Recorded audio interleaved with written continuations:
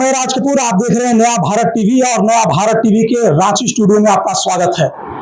जिस तरह से पिछले 24 घंटे से लगातार इंडिया अलायंस के अंदर बैठक चल रही है और इस बातचीत पर नतीजे पर पहुंचने की कोशिश हो रही है कि आखिर झारखंड के 81 सीटों पर कौन किस सीट पर लड़ेगा। लेकिन अभी जो ताजा जानकारी निकल कर आ रही है, जहां हमारा ऑफिस है वहीं से कुछ दूरी पर झारखंड मुक्ति मोर्चा के हेमंत सोरेन और राष्ट्रीय जनता दल के कुछ बड़े नेताओं के बीच बातचीत अंतिम दौर में है और इन 81 सीटों पर कौन कहां से लड़ेगा उस पर भी आखिरी सहमति बनाई जा रही है। लेकिन सोर्सेस के हवाले से जो हमारे पास खबर आ रही है, सूत्रों के हवाले से जो हमारे पास खबर आ रही है, हेमंत सोरेन ने जो कहा है कि 70 सीटों पर झारखंड मुक्ति मोर्चा और कांग्रेस लड़ेगी, लेकिन 11 सीटों जो छोड़ दी गई थी उन 11 सीटों में भी कहीं न कहीं सहमति बनती दिख रही है। 11 सीटों में से कितनी सीटों पर राष्ट्रीय जनता दल लड़ेगी और कितनी सीटों पर वाम दल लड़ेगी, इसका फैसला भी थोड़ी ही देर में होना है। लेकिन जिस तरह से राष्ट्रीय जनता दल के नेता तमाम तरह से दबाव बनाए हुए थे, जिस तरह से तेजस्वी यादव, लालू प्रसाद यादव लगातार चाह रहे थे कि झारखंड के अंदर में इंडिया अलायंस को अधिक से अधिक सीटें मिले,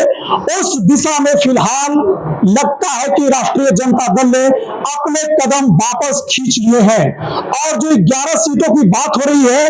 उन 11 सीटों में से 7 सीटों पर, जी बिल्कुल सही सुना आपने,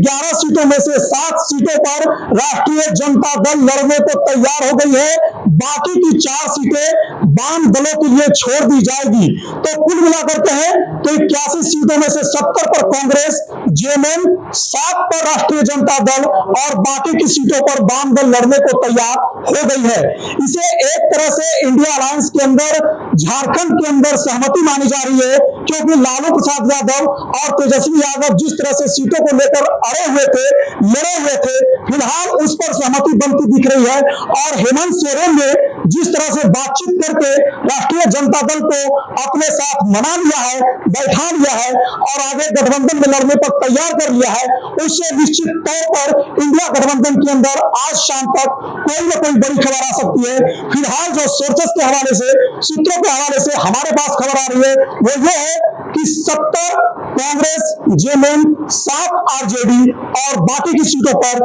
वाम दल इंडिया अलायंस के अंदर झारखंड में लड़ने के लिए तैयार है। राज कपूर, नया भारत टीवी, रांची, झारखंड।